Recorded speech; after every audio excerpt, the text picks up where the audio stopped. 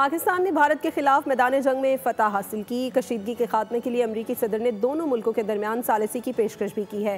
مذاکرات کی میز پر پاکستان کی حکمت عملی کیا ہونی چاہیے؟ ہمارے نمائندے محمد علی جا خان نے اس بارے میں اراکین پارلیمنٹ کی رائے جاننے کی کوشش کی ہے۔ آئیے دیکھتے ہیں۔ امریکی صدر ڈونلڈ ٹرمپ نے پاکستان اور بھارت کے درمیان کشمیر کے مسئلے کو حل کرانے کے لیے ثالثی کی پیشکش کر دی ہے۔ اب پاکستان کیا حکمت عملی اپنائے کہ پاکستان کو جو دیگر تمام محاذوں پر کامیابی حاصل ہوئی ہے وہ مذاکرات کی ٹیبل پر بھی کامیابی حاصل ہو سکے۔ آئیے جانتے ہیں اراکین قومی اسمبلی سے۔ سالوں سے ہم نے دیکھا تھا کشمیر کا معاملہ بیک برنر پہ چلا گیا تھا، اب خود ہی انڈیا نے اس کو اجاگر کر دیا ہے، تو آئی تھنک یہ بڑا اپروپریٹ ٹائم ہے کہ ہم اس کو ایگریسولی آگے لے کے چلیں۔ اس پہ اصول پہ آدمی پیچھے نہیں ہٹتا۔ مذاکرات ہوتے ہیں، کچھ آپ کی لائن ہوتی ہے جس پہ آپ رہتے ہوئے مذاکرات کرتے ہیں، تو وہ تو ظاہر ہے ہمارے کلیئر ہیں۔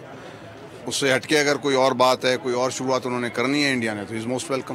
امریکہ نے ثالثی کا ایک پیشکش کی اور ثالثی کردار ادا کرنے کی جو پیشکش ہے اس حوالے سے میں سمجھتا ہوں کہ اچھی خوشائند بات ہے کہ پاکستان کا جتنا بھی ایشوز ہیں بٹوین انڈیا اینڈ پاکستان وہ حل ہونے چاہیے۔ ہم سمجھتے ہیں کہ مسئلہ کشمیر، آپ کا شملہ معاہدہ، اس کے ساتھ ساتھ آپ کا سنتواس معاہدہ، اسے حل ہونا بہت ضروری ہے۔ ٹیبل پہ بیٹھ کے پاکستان کو کامیابی حاصل ہو سکے اور مسئلہ کشمیر ہمیشہ کے لیے حل ہو سکے۔ کیمرہ مین اسد عباس کے ساتھ محمد علی جا خان، پارلیمنٹ ہاؤس، بول نیوز، اسلام آباد۔ سبسکرائب کریں اور بیل دبائیں تاکہ کوئی خبر رہ نہ جائے۔